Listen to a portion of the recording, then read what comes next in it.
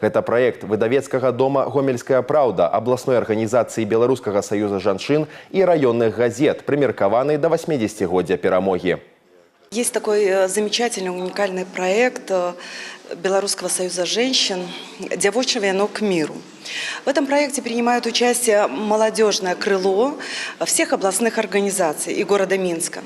И вот мы предложили свой проект «Ровесники Победы о времени о себе». Этот проект стал победителем республиканского конкурса. В результате этого проекта была издана книга, в основу которой положены истории и судьбы замечательных людей, которые родились в непростое время, в 44-45 годах. 27 герояў, 27 жыццёвых нарысаў, але за кожным цэлая эпоха. У кнізе сабраныя апавяданні пра тых, хто аднаўляў разбураную краіну. Урачы, настаўнікі, навукоўцы, вайскоўцы і простыя рабочыя.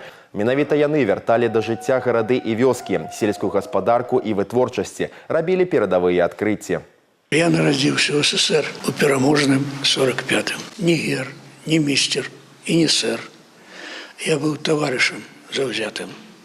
Жыў, як усе, не шыкаваў. Але як бруд не пабядняўся. Жытло сям'і пабудаваў, дзе сын пад дрэвам усміхаўся. Жыў, як усе, і напаткаў. Чарнобыль і перабудова.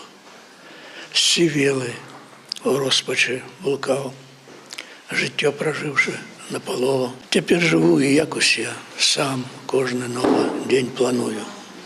Збіраю шчасце па красе і перамогі стос натую. Героі выдання нашы землякі. Для кожнага гэта магчымасць звярнуцца да маладога пакалення, каб праўда пра людзей, якія заваявалі перамогу, а потым будавалі мірнае жыццё, захавалася і перадавалася далей.